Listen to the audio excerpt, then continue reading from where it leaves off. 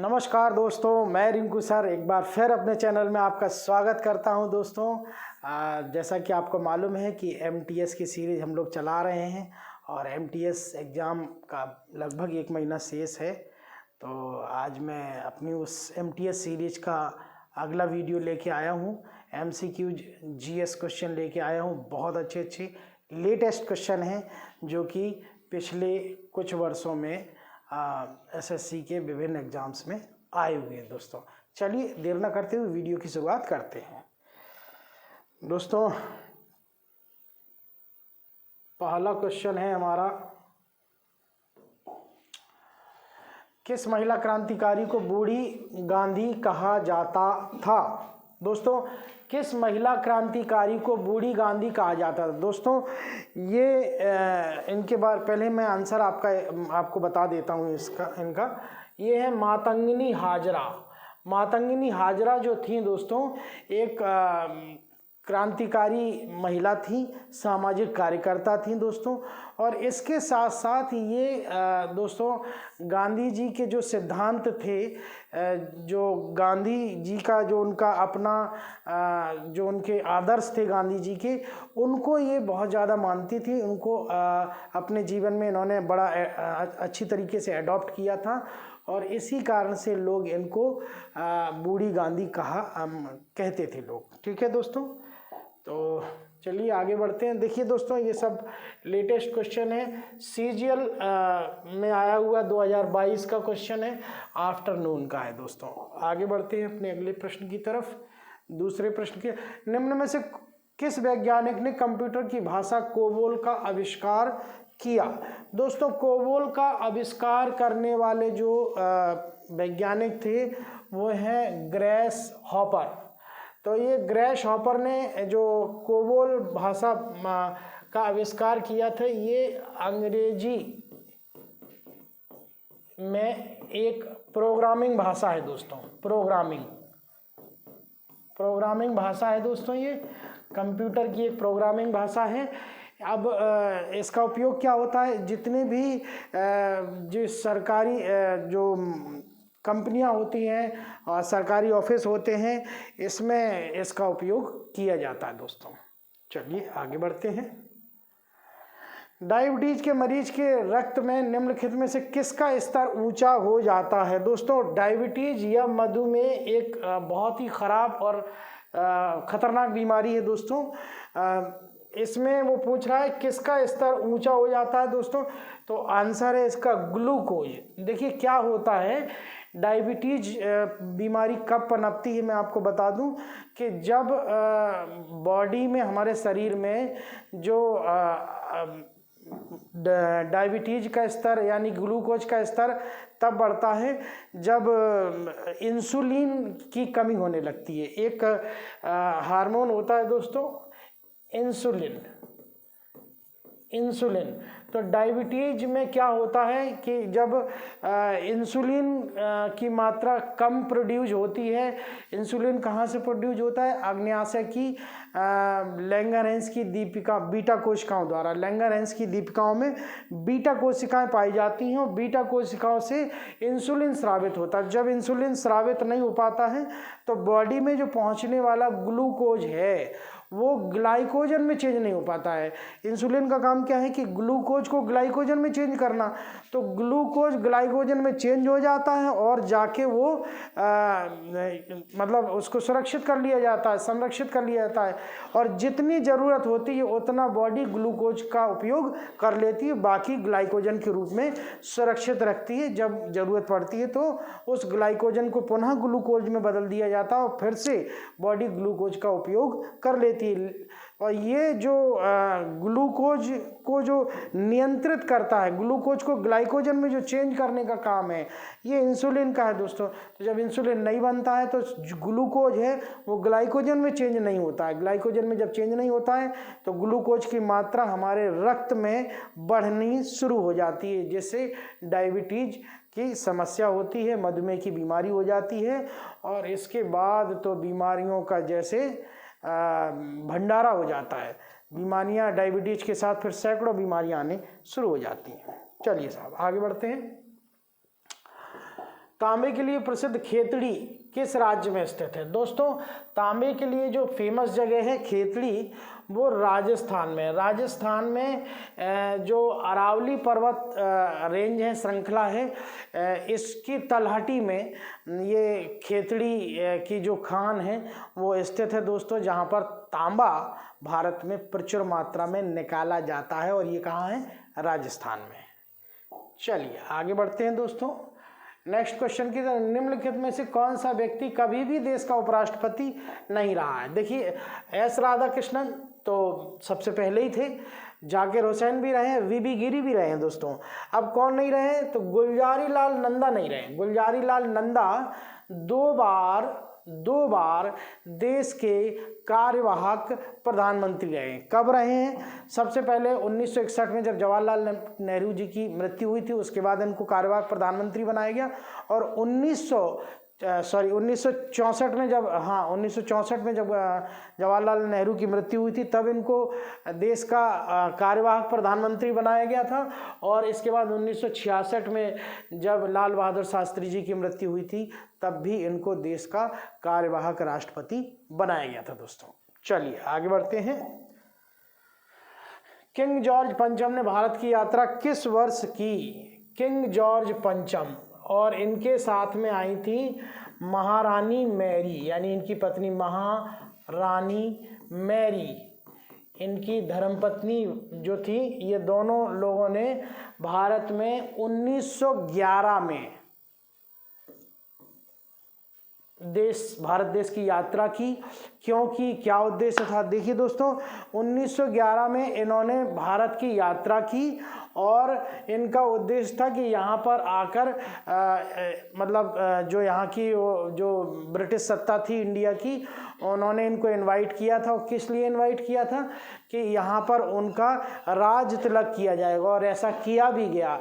965 ग्राम का जो क्राउन था, हीरे, उसमें 965 ग्राम के ये बजनी हीरे लगे हुए थे, उस क्राउन को इनको पहनाया गया, और यहाँ का उनको महाराजा यानी कि शासक घोषित कर दिया गया ऑफिशियली। और इसके बाद इनकी जो आने में तैयारी क्या की गई थी दोस्तों? इनके लिए जब ये आए इंडिया में, तो इनकी इंडिया की यात्रा के दौरान गेटवे ऑफ इंडिया का निर्माण किया गया। 1911 में ही गेटवे ऑफ इंडिया का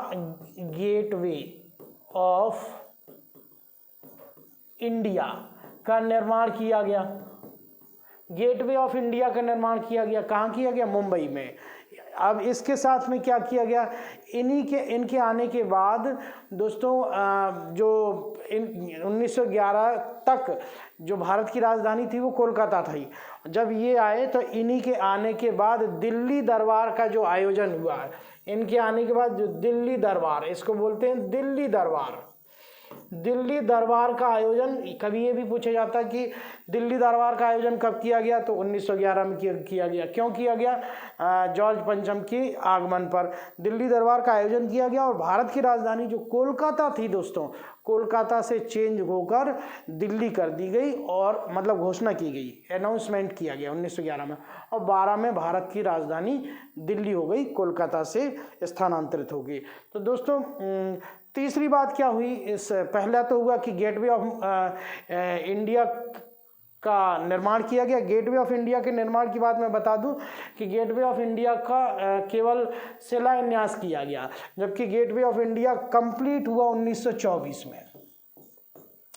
तो पहला काम हुआ गेटवे ऑफ इंडिया का निर्माण, दूसरा काम हुआ दिल्ली दरबार का आयोजन करके भारत की राजधानी को कोलकाता से दिल्ली स्थानांतरित किया गया, अनाउंसमेंट कर दिया गया। और तीसरा, इस समय जब ये आए तो इन्होंने भारतीय जनमानस का रोष भी देखा, क्योंकि इनका विरोध भी बहुत हुआ।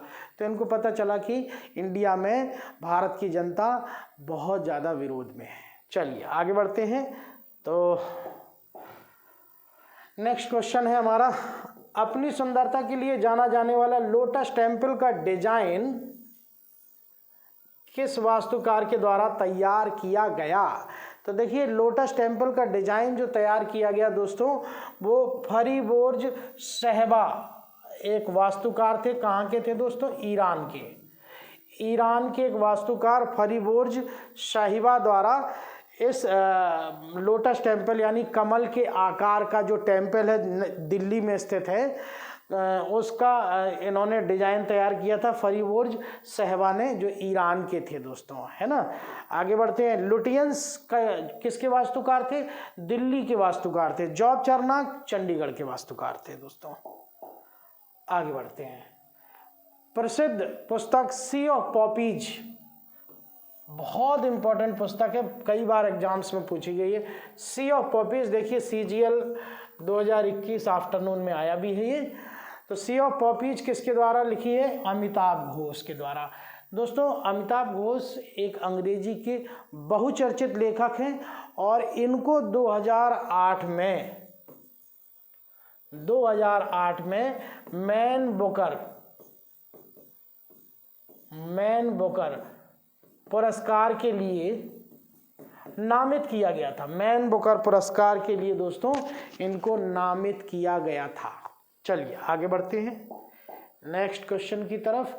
हिंदू कैलेंडर के अंतिम महीने में कौन सा त्योहार मनाया जाता है? बिल्कुल वो त्योहार है दोस्तों रंग बरसे भीगे चुनर वाली, यानी कि होली। होली कब है? होली शोले फिल्म में डायलॉग सुना होगा गब्बर का, होली कब है? होली।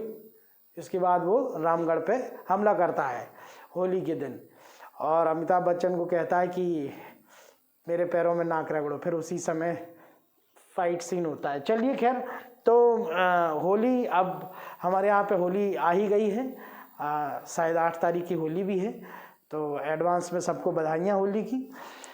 तो दोस्तों जो हिंदू कैलेंडर के अनुसार जो होली है वो फाल्गुन महीने में मनाई जाती है, क्योंकि अंतिम महीना जो है वो फाल्गुन है और कहते हैं होली में फाग गाए जाते हैं क्योंकि फाल्गुन महीने मनाए।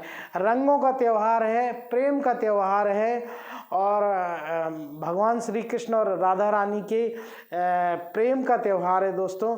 तो ये होली का त्यौहार जो है वो हिंदू महीने के हिंदू कैलेंडर के अंतिम महीने का त्यौहार भी है दोस्तों। चलिए, निम्न में से पहला ऑस्कर पुरस्कार जीतने वाले अभिनेता कौन है? दोस्तों पहला ऑस्कर पुरस्कार एमिल जेनिंग्स ने जीता था। कब जीता था? 1929 में। 1929 में दोस्तों ऑस्कर जो ऑस्कर पुरस्कार है इनको अकादमी पुरस्कार भी कहा जाता है। शुरुआत में तो इनका नाम ऑस्कर था ही नहीं, इनका नाम था अकादमी पुरस्कार। और अकादमी पुरस्कार जो पहला मिला था 1929 में वो मिला था एमिल जेनिंग्स बेस्ट एक्टर। चलिए आगे बढ़ते हैं। सभी बैंकों के लिए CRR का निर्धारण किसके द्वारा किया जाता है? सभी बैंकों के लिए CRR का निर्धारण किसके द्वारा करते हैं? RBI करती है। कौन करता है? RBI के द्वारा किया जाता है। क्या है CRR? Cash reserve ratio. Repeat कर रहा हूं अपनी बात को, कैश CRR का full form cash reserve ratio. Cash reserve ratio क्या होता है? कैश रिजर्व रेशियो दोस्तों जितने भी बैंक हैं उनको अपनी कुल पूंजी का, जितने भी बैंक हैं उनको अपनी कुल पूंजी का कुछ एक निश्चित परसेंट अपने पास, इस RBI के पास, फिर से मैं बताता हूं, जो CRR है दोस्तों, CRR है इसका कुछ प्रतिशत प्रत्येक बैंक को RBI के पास रखना पड़ता है। क्यों रखना पड़ता है? As a security. मान लीजिए बैंक डिफॉल्ट होती है तब जो कस्टमर हैं, कंज्यूमर हैं, उनका पैसा RBI लौटाएगी। तो CRR RBI द्वारा निर्धारित किया जाता है। वर्तमान में CRR की दर जो है वो 4.5% है। यदि बैंक के पास कुल जमा पूंजी 100 रुपये है तो 4.5 रुपये बैंक जो है वो अपने पास हर हाल में RBI के पास हर हाल में एज ए सिक्योरिटी रखेगी। यानी कि इससे क्या होता है? इससे साख निर्माण होता है। क्या होता है दोस्तों? क्रेडिट बनती है बैंकों की। दूसरा मुद्रास्फीति पर भी कंट्रोल होता है। तीसरा ये भी होता है कि महंगाई पर भी कंट्रोल होता है। मुद्रास्फीति कंट्रोल तो महंगाई पर भी कंट्रोल होता है दोस्तों। चलिए आगे बढ़ते हैं। किस विटामिन की कमी से कोबालामिन, किस विटामिन को कोबालामिन के नाम से जानते हैं? दोस्तों कोबालामिन के नाम से विटामिन B12 को जानते हैं। क्या होता है इसकी कमी से विटामिन B12 की? इसकी कमी से होने वाली जो रोग हैं, मुंह में छाले, जीभ का लाल हो जाना और पूरे मसूड़े फूल जाना, ये सारी बीमारियां जो हैं विटामिन B12 की कमी से होती हैं और इसका रासायनिक नाम दोस्तों कोबालामिन है। आगे बढ़ते हैं। दिल्ली स्थित अलाई दरवाजा का निर्माण किस शासक द्वारा कराया गया? दोस्तों मैं आपको थोड़ा बताता हूं कि दिल्ली में स्थित अलाई दरवाजे का निर्माण किसने कराया। पहले तो आंसर समझ लें, अलाउद्दीन खिलजी ने दिल्ली स्थित अलाई दरवाजे का निर्माण किया। दोस्तों दिल्ली में कुतुब मीनार स्थित है। कुतुब मीनार के परिसर में ही एक मस्जिद स्थित है, कुब्बतुल इस्लाम मस्जिद। और कुब्बतुल इस्लाम मस्जिद का जो दक्षिणी प्रवेश द्वार है, दक्षिणी प्रवेश द्वार, उसको कहते हैं अलाई दरवाज़ा, उसको बोलते हैं अलाई दरवाज़ा बोलते हैं। दोस्तों मैं आपको इसकी इमेज दोस्तों दिखाता हूँ। ये है दोस्तों अलाई दरवाज़ा। दोस्तों ये है कुतुब मीनार, ये है कुतुब मीनार। और कुतुब मीनार के यहाँ परिसर में इस जगह पे मान सकते हैं जो कुब्बतुल इस्लाम में मस्जिद स्थित है और उसका जो ये प्रवेश द्वार है ये है दोस्तों अलाई दरवाज़ा। ये है दोस्तों अलाई दरवाज़ा। और इसका निर्माण कराने वाले कौन थे दोस्तों? इसका निर्माण कराने वाले थे जो अलाउद्दीन खिलजी दोस्तों। चलिए आगे बढ़ते हैं अपने अगले प्रश्न की तरफ। और तो इसका आंसर होगा दोस्तों अलाउद्दीन खिलजी। अलाई दरवाजे का निर्माण जो उन्होंने कराया था, जबकि कुतुब मीनार का निर्माण जो कराया था वो कुतुबुद्दीन ऐबक ने कराया था। निर्माण पूरा कराया था इल्तुतमिश ने और उसकी 5वां मंजिल का निर्माण कराया था फिरोज शाह तुगलक ने। चलिए आगे बढ़ते हैं। भारतीय संविधान के किस अनुच्छेद में समानता का अधिकार है? दोस्तों भारतीय संविधान के किस अनुच्छेद में समानता का अधिकार है दोस्तों? तो समानता का अधिकार जो है वो 14 से 18 में, 14 से 18 में कहा गया है कि सभी को समान अधिकार प्राप्त हैं। चलिए हर भारतीय नागरिक को समान अधिकार प्राप्त है। नेक्स्ट पे चलते हैं दोस्तों। निम्नलिखित में से स्लेट को आप किस प्रकार की चट्टान में मानेंगे या रखेंगे? तो दोस्तों स्लेट जो है वो रूपांतरित चट्टान है। स्लेट है, संगमरमर है, स्लेट है, संगमरमर है दोस्तों। इसके अलावा नीस है, स्लेट है। ये सारी चीज़ें जो है रूपांतरित चट्टानों का रूपांतरित चट्टान या मेटामॉर्फिक भी बोलते हैं इसको, या कायांतरित चट्टान भी बोलते हैं। रूपांतरित या कायांतरित, काया बदल गई तो कायांतरित, रूप बदल गया तो रूपांतरित। दोस्तों रूपांतरित चट्टान बनती कैसे हैं? जितनी भी आग्नेय और अवसादी चट्टानें हैं उनमें दाब, ताप और रासायनिक प्रक्रिया के बाद जो परिवर्तन होता है, आई रिपीट, जितनी भी आग्नेय और अवसादी चट्टानें होती हैं दोस्तों उनमें ताप, दाब और रासायनिक प्रक्रिया के बाद जो भी परिवर्तन होता है उसके बाद रूपांतरित, कायांतरित या मेटामॉर्फिक चट्टानों का निर्माण होता है। उदाहरण के तौर पे संगमरमर है, नीस है, स्लेट है और इसके साथ एक और है क्वार्ट्ज। चलिए आगे बढ़ते हैं। देश के महान स्वतंत्रता सेनानी नेताजी सुभाष चंद्र बोस का जन्म कब हुआ दोस्तों? किस शहर में हुआ? तो किस शहर में हुआ दोस्तों? कटक। कटक यानी ओडिशा, ओडिशा में जन्म हुआ। कब हुआ दोस्तों? 23 जनवरी 1897। 23 जनवरी 1897 को नेताजी सुभाष चंद्र बोस का जन्म हुआ दोस्तों। आगे बढ़ते हैं। अगला क्वेश्चन है, निम्न किन स्थानों पर उगने वाले पौधे स्वभाव के विपरीत रात में कार्बन डाइऑक्साइड लेते हैं। देखिए दोस्तों, जितने भी पौधे हैं उनका स्वभाव क्या है कि रात में कार्बन डाइऑक्साइड छोड़ना। सभी सुना है आपने, सभी पौधे रात में कार्बन डाइऑक्साइड छोड़ते हैं। इसी कारण से पेड़ों के नीचे नहीं लेटा जाता है, ऐसा वैज्ञानिक भी कहते हैं, हमारे बुजुर्ग हैं वो भी कहते हैं। तो दोस्तों लेकिन ये पौधे जो होते हैं वो स्वभाव के विपरीत रात में कार्बन डाइऑक्साइड को ग्रहण करते हैं दोस्तों। तो ऐसे पौधे कहाँ उगते हैं? पहले तो ये पौधे जो होते हैं उनका नाम क्या है? ऐसे पौधों को कहते हैं जेरोफाइट। ऐसे पौधों को कहा जाता है जेरोफाइट। तमाम तरह के पौधे होते हैं, थैलोफाइट, ब्रायोफाइट, इन पौधों की जो कैटेगरी है वो है जेरोफाइट। और कहाँ पर होते हैं दोस्तों? ये होते हैं रेगिस्तान में। देखिए दोस्तों, ऐसी जगह पर जहाँ पर पानी की कमी होती है तो वहाँ पर जेरोफाइट नाम के पौधे होते हैं और उनका काम क्या है कि रात में जो कार्बन डाइऑक्साइड है उसको ग्रहण करते हैं। अब ये पौधे सरवाइव कैसे करते हैं ऐसे स्थानों पर? इनके इनका जो तना होता है वो मांसल होता है, जैसे कैक्टस।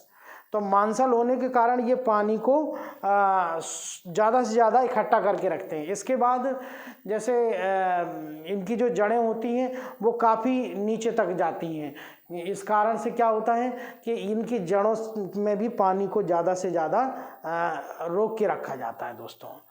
चलिए आगे बढ़ते हैं। जैसे कैक्टस, नागफनी वगैरह वगैरह ये सब इसी के अंतर्गत आते हैं।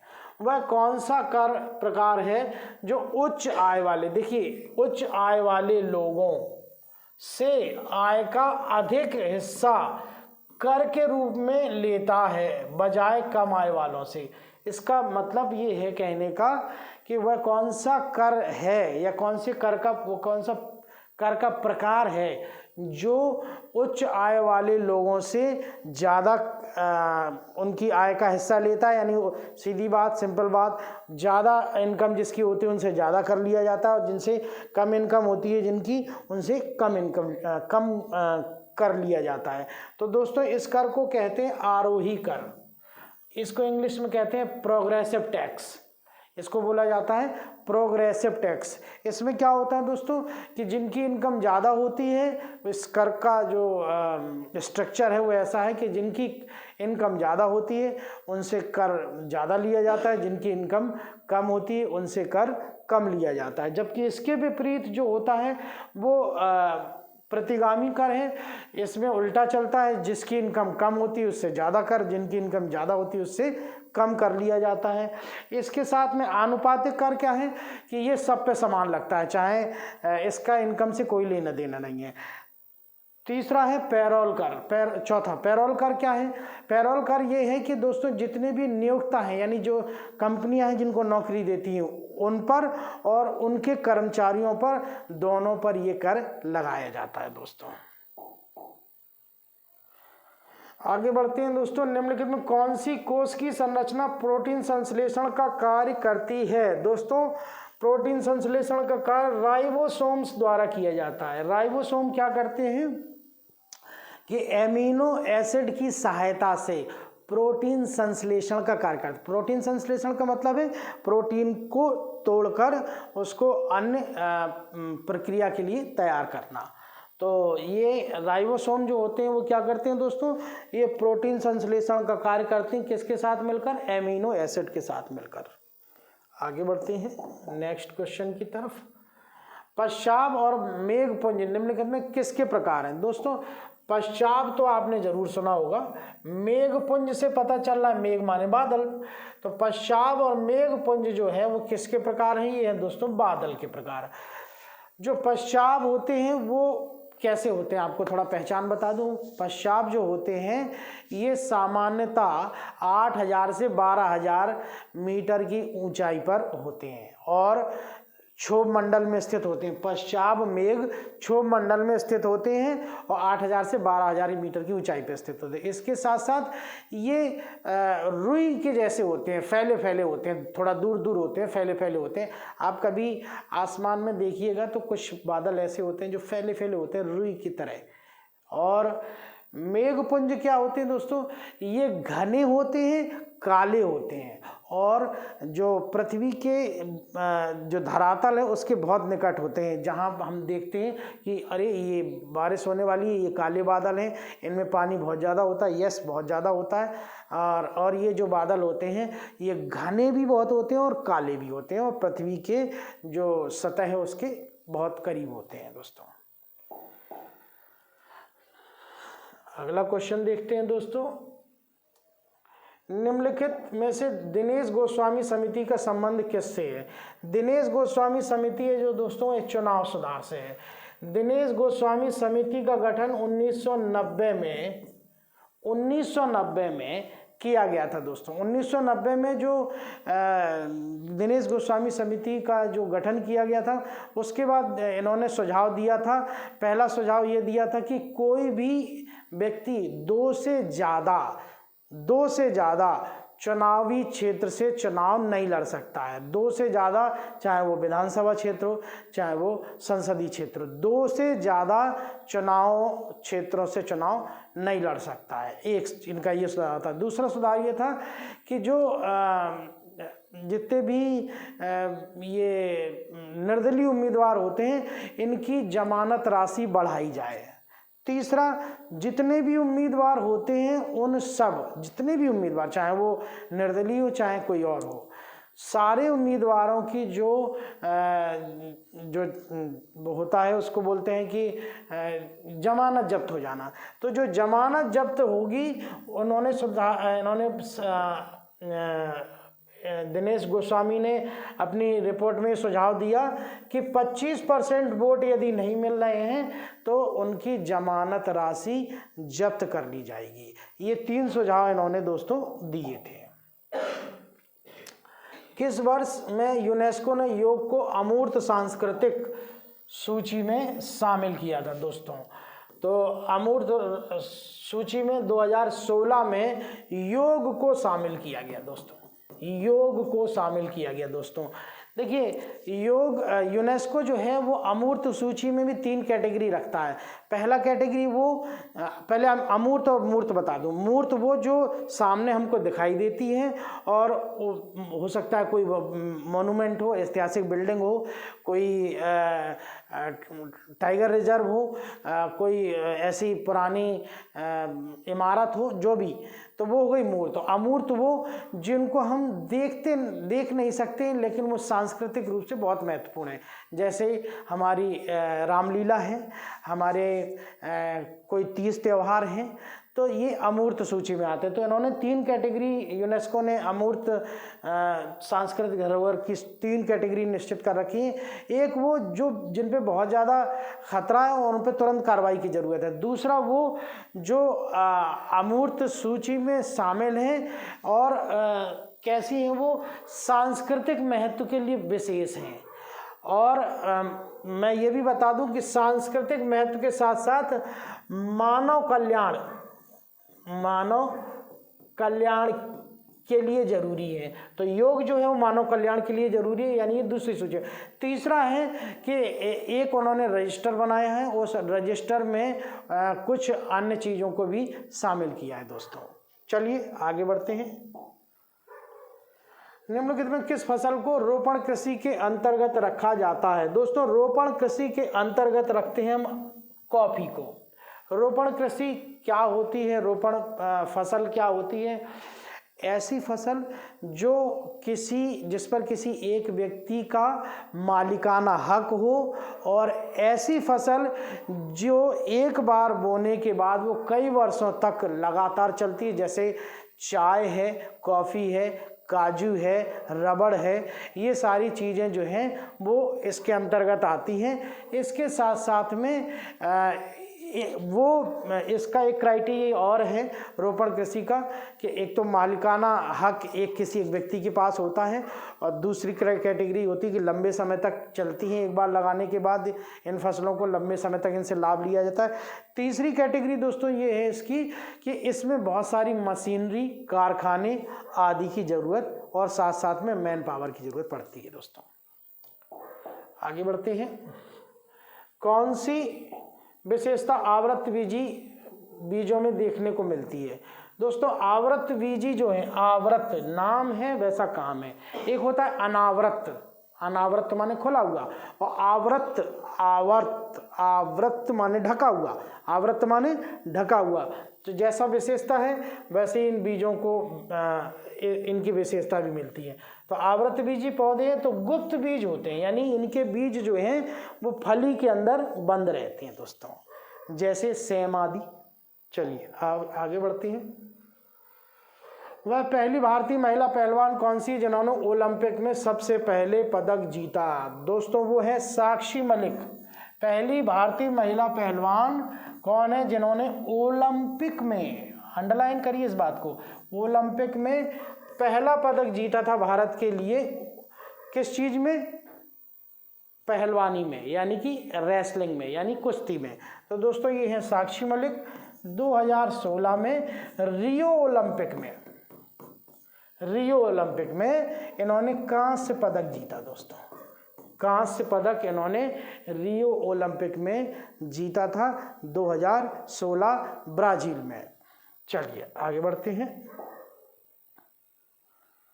नेक्स्ट क्वेश्चन, किस स्थान पर सिकंदर और पोरस के बीच हाइडेस्पीज का युद्ध लड़ा गया? दोस्तों हाइडेस्पीज का जो युद्ध लड़ा गया वो 326 ईसा पूर्व सिकंदर और भारतीय हिंदू शासक पोरस के बीच में लड़ा गया। और हाइडेस्पीज जो था वो एक नदी का नाम था, वो नदी थी झेलम नदी, जो यूनानियों ने इसको नाम दिया था हाइडेस्पीज इस नदी को, और भारत में इसको झेलम नदी के नाम से जानते थे। दोस्तों इस हाइडेस्पीज के युद्ध में जो सिकंदर था उसका वो जीत गया था, और पोरस को आत्मसमर्पण करना पड़ा था। दोस्तों आगे बढ़ते हैं। कौन सी फसल उत्तर भारत में खरीफ और दक्षिण भारत में रबी की फसल के रूप में जानी जाती है? उत्तर भारत में खरीफ, उत्तर भारत में खरीफ के रूप में जानते हैं, दक्षिण भारत में रबी की फसल के रूप में जानते हैं। अनोखा क्वेश्चन है, बड़ा मज़ेदार क्वेश्चन है। ये है दोस्तों तिल। जो तिल होता है इसको हम दोस्तों उत्तर भारत में रबी और दक्षिण भारत में खरीफ की फसल के रूप में जानते हैं। दोस्तों रबी खरीफ में अंतर क्या है? समय का अंतर है, यहाँ कुछ अलग महीने में और वहाँ कुछ अलग समय में। आगे बढ़ते हैं। सरकार द्वारा राजकोषीय नीति किसके प्रभाव को नियंत्रण करने के लिए बनाई जाती है? दोस्तों सरकार द्वारा जो राजकोषीय नीति यानी फिस्कल पॉलिसी जो बनाई जाती है सरकार द्वारा, किसके द्वारा? वित्त मंत्रालय के द्वारा। वित्त मंत्रालय के द्वारा जो बनाई जाती है वो किसको नियंत्रित करने के लिए बनाई जाती है?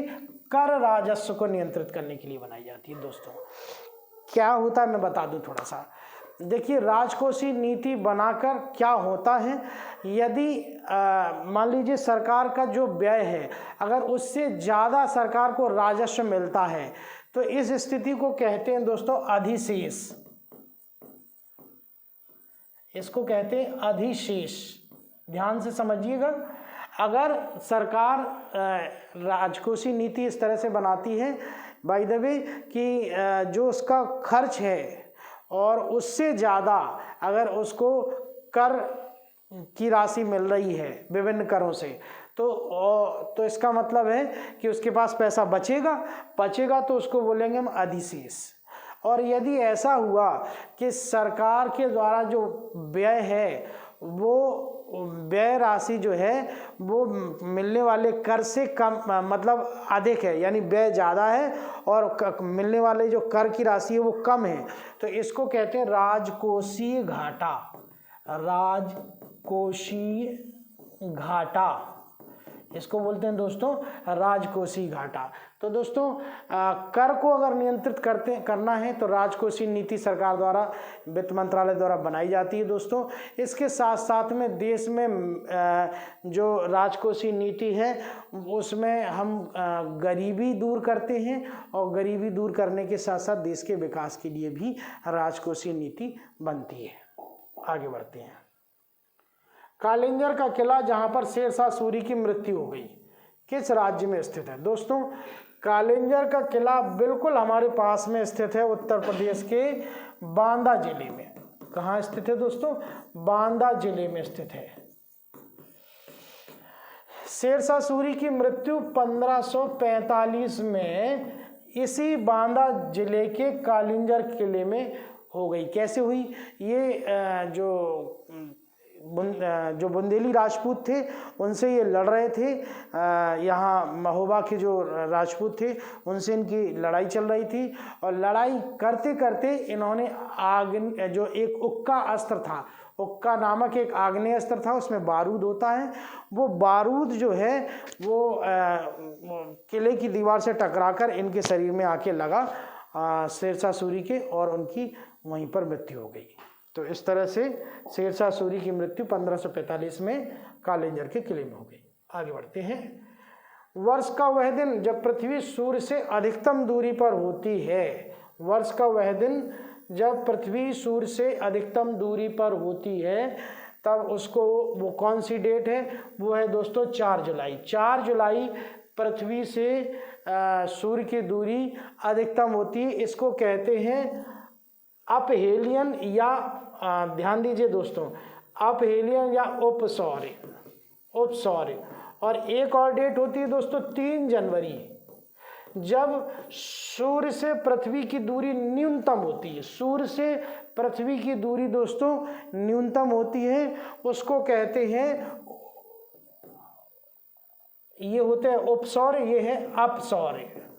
फिर से मैं रिपीट कर रहा हूं अपनी बात। जब सूर्य पृथ्वी से अधिकतम दूरी, पृथ्वी जो है सूर्य से अधिकतम दूरी पर होती है, तो ये 4 जुलाई की डेट होती है, इसको कहते हैं उपसौर्य। और जब 3 जनवरी की डेट होती है, तो हर वर्ष पृथ्वी जो है वो सूर्य से न्यूनतम दूरी पर होती है, इसको कहते हैं अपसौर्य दोस्तों। चलिए दोस्तों आज के लिए इतना ही। Thank you for watching this video. दोस्तों आज ये जो वीडियो है, मैं आशा करता हूँ कि आपके लिए बहुत बहुत बहुत महत्वपूर्ण होगा। आपके आने वाले एग्जाम्स में आशा करता हूँ कि इनसे क्वेश्चंस ज़रूर आएंगे।